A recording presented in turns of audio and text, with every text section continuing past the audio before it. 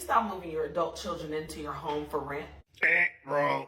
Don't listen to people like this. I'm gonna give you 3 quick examples of how other races, other than black and white, create generational wealth by living with each other. This is probably one of the best detailed videos I've ever made, so listen up.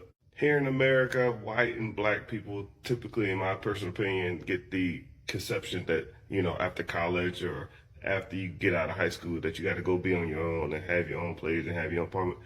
Other races all over the world don't do it like that. This is how the big boys do it. This is how they create generational wealth. Had an Asian buddy, right? And what he did is him and his sister lived with their mom and dad, and then the grandma stayed in the house with them. They owned a Chinese restaurant. The mom and the son would work the day shift, and the dad and the daughter would work night shift. The daughter had a kid too, so it's 4 generations in one house. And what would happen is the grandma will watch the kids and babysit the kids, so now they don't have daycare, and then they keep everything in the family. So the mom and dad pays the son and pays the daughter, so they can pretty much live rent free, and they can pretty much, all they gotta pay is their car and save up their money, so whenever they get older, they can take over the business and then go put down payment on their house or just inherit the house. That's one. Genius, right? And the next one's the better. Number 2, I had a Hispanic buddy, right? He lived across the street. We used to drink Coronas together, and it was like 25 of them.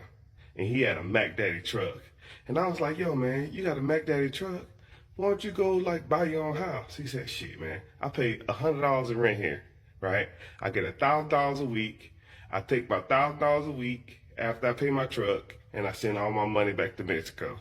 3, 4, 5 years, right? I have about $100,000 to $150,000 saved up. I'm gonna buy me a nice little house down there, and I'm living the rest of my life. I'm good. I was like, damn, that's fucking genius. Why don't other people do that? Say, hey, Holmes, I don't know. That's number 2. Third one's the best one. Have you noticed a lot of Indian people, they own hotels or gas stations and their last name Patel, right? Because there's a stipulation whenever you come over here, you get your visa. If you change your last name to Patel, you qualify for certain grants and certain loans. So say I had a homeboy, I told him to come over here, he's gonna live with me, right? And then I have another homeboy and they all live with me. So it's like 5 families in one Indian house. I already got my visa and I already got approved for my loan, so I got me a hotel. They all work at the hotel with me, and they save up their money, and then they work on their visas and they work on their loans, because you don't have to pay the loan back if you come from certain countries for like 5 years for your hotel or your gas station, right? So by the time they get approved, then they move out and then they buy their own house, and then they move people from Pakistan or India into their house, and now it's 5 families in there. That's how you get rich, baby. Don't listen to people like this. Mr. Richard, like and follow for more. That's how you do it, boy.